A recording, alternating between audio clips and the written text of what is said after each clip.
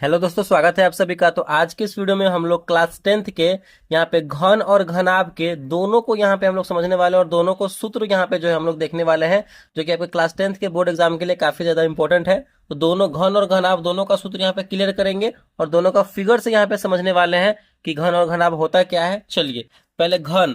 घन को हम लोग इंग्लिश में बोलते हैं क्यूब। घन का पहले हम लोग फिगर बनाते हैं। घन जो है, क्यूब जो है, एक 3D आकृति होता है, ठीक है। तो घन का फिगर कैसे बनेगा? तो यहाँ पे जो है हम क्यूब का फिगर बना रहे हैं, ठीक है। ये हमारा जो है क्यूब बन के तैयार हो चुका है। क्यूब एक 3D आकृति होता है। सबका एक नाम होता है, तो नाम दे देते हैं ए, बी, सी, डी, ई, एफ, जी, और यहाँ पे एक बच गया एच, ठीक है। ये सब हमारा क्या है? तो ये सब हमारा जो मैंने नाम दिया है, तो ये सब हमारा शीर्ष है। शीर्ष कितना हो गया? तो 8 शीर्ष हो गया।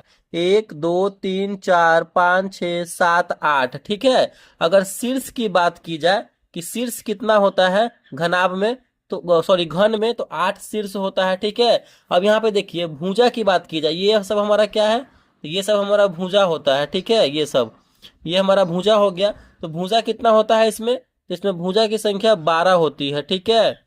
भुजा इसमें 12 होता है। और फलक की बात की जाए, फलक, फलक यानी फेसेस, तो ये जो पूरा वाला आगे सामने वाला जो दिख रहा है, ये वाला एक फलक, फिर इधर के साइड वाला पूरा ये एक फलक, फिर ऊपर वाला ये साइड वाला पूरा एक फलक, फिर इसके पीछे वाला जो ये वाला दिख रहा है, ये पूरा एक फलक हो जाएगा। फिर ये नीचे वाला पूरा ले लेंगे एक फलक। यानी मिला करके, कुल मिला करके इसमें फलक की जो संख्या होती है वो कितनी होती है? तो 6 होती है। ये समझ में आ गया आपको? इसे हम लोग बोलते क्या है? तो इसे हम लोग बोलते हैं क्यूब, यानी घन बोलते हैं। अब हम इसका फॉर्मूला देखेंगे, सूत्र देखेंगे। घन का कुल पृष्ठ का क्षेत्रफल, घन का कुल पृष्ठ का क्षेत्रफल का फॉर्मूला क्या होता है? 6a², ठीक है। 6a² कहने का मतलब क्या है? ए मतलब होता है हमारा भुजा, यानी 6 गुने भुजा स्क्वायर। ये सब हमारा क्या है? तो भुजा है। ये सब हमारा भुजा है, ए है। ये सब हमारा क्या है? तो भुजा है। तो हमारा 6a², घन का कुल पृष्ठ का क्षेत्रफल होता है 6a², 6 गुने भुजा स्क्वायर। उसके बाद घन का वक्र पृष्ठ का क्षेत्रफल। तो घन का वक्र पृष्ठ का क्षेत्रफल का फॉर्मूला होता है 4a², यानी 4 गुने भुजा स्क्वायर। घन का वक्र पृष्ठ का क्षेत्रफल 4 गुने भुजा स्क्वायर, यानी 4a², ठीक है। उसके बाद घन का आयतन, घन का आयतन का फॉर्मूला क्या होता है? तो ए क्यू होता है। ए क्यू कहने का मतलब क्या है? भुजा क्यू, यानी भुजा गुने भुजा गुने भुजा, 3 बार भुजा गुने भुजा गुना होगा। घन का आयतन भुजा गुने भुजा गुने भुजा, यानी ए क्यू, ठीक है। उसके बाद है घन का विकर्ण। घन का विकर्ण का फॉर्मूला क्या होता है? तो √3 गुने ए, यानी √3 गुने भुजा हमारा जो है घन का विकर्ण का फॉर्मूला होता है। तो ये हमारा घन का विकर्ण का फॉर्मूला हो गया, और ये पूरे घन का फॉर्मूला हो गया। और यहाँ पे घन का, यहाँ पे आकृति फिगर भी हो गया, और 3D आकृति होता है। तो अच्छे तरीके से यहाँ पे मैंने आपको घन के बारे में जो है बता दिया है। चलिए, जब घन का हमारा यहाँ पे कंप्लीट हो जाता है, तो इसी में मैंने ले रखा है घनाभ। घनाभ को समझते हैं। घनाभ को हम लोग इंग्लिश में क्या बोलते हैं? तो घनाभ को हम लोग इंग्लिश में बोलते हैं क्यूबोइड। क्या बोलते हैं? तो इंग्लिश में क्यूबोइड बोलते हैं। घनाभ के फिगर को समझते हैं, ठीक है। घनाभ भी जो है एक क्या है? तो एक 3D आकृति है। घनाभ भी क्या है? तो एक 3D आकृति है।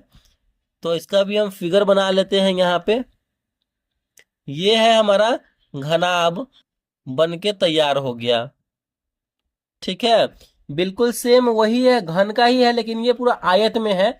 तो घनाभ हो गया ये हमारा। इसका भी नाम दे देंगे, कुछ भी हमारा नाम दे देंगे, ABCDEFGH।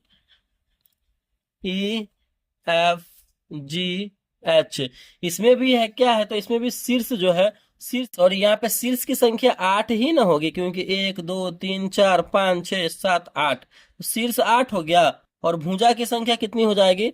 तो भुजा की संख्या 12 हो जाएगी, क्योंकि देखिए 1 2 3 4 5 6 7 8 9 10 11, और ये वाला लाइन 12। तो भुजा 12 हो गया हमारा।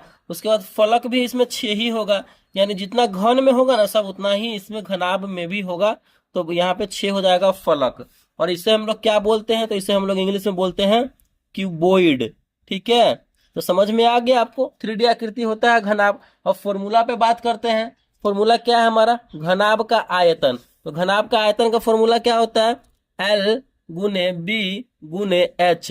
एल गुने बी गुने एच क्या है, ये हमारा लंबाई है, चौड़ाई है, ऊंचाई है। तो घनाभ में जो है हमारा लंबाई, चौड़ाई और ऊंचाई भी होता है। तो ये जो हम देख रहे हैं ये सब हमारा क्या है, तो लंबाई है, ठीक है, ये हमारा एल हो जाएगा। और ये जो आप देख रहे हैं ये हमारा क्या है, तो ये हमारा चौड़ाई है, जिसे हम बी बोलते हैं, ब्रीथ हो जाएगा। और ये जो आप देख रहे हैं ये हमारा क्या हो जाएगा, तो ये सब हमारा हो जाएगा एच यानी हाइट, ऊंचाई हो जाएगा, ठीक है। तो वही है घनाभ का आयतन, एल गुने बी गुने एच, लंबाई गुने चौड़ाई गुने ऊंचाई होता है, ठीक है। उसके बाद घनाभ का संपूर्ण पृष्ठ का क्षेत्रफल। घनाभ के संपूर्ण पृष्ठ का क्षेत्रफल यानी पूरे पृष्ठ का क्षेत्रफल क्या होता है, 2 into L B plus B H plus H L. कहने का मतलब क्या हुआ, घनाभ का संपूर्ण पृष्ठ का क्षेत्रफल 2 इंटू लंबाई गुने चौड़ाई प्लस चौड़ाई गुने ऊंचाई प्लस ऊंचाई गुने लंबाई, ये हमारा फॉर्मूला होता है, सूत्र होता है। उसके बाद घनाभ का वक्र पृष्ठ का क्षेत्रफल। घनाभ के वक्र पृष्ठ का क्षेत्रफल का क्या फॉर्मूला होता है, तो 2 into H L plus B, यानी 2 गुने ऊंचाई इंटू लंबाई प्लस चौड़ाई होता है, ये हमारा फॉर्मूला होता है घनाभ के वक्र पृष्ठ का क्षेत्रफल। उसके बाद घनाभ का विकर्ण। घनाभ का विकर्ण का फॉर्मूला क्या होता है, root under L square plus B square plus H square, यानी घनाभ के विकर्ण का फॉर्मूला होता है रूट अंडर लंबाई का स्क्वायर प्लस चौड़ाई का स्क्वायर प्लस ऊंचाई का स्क्वायर।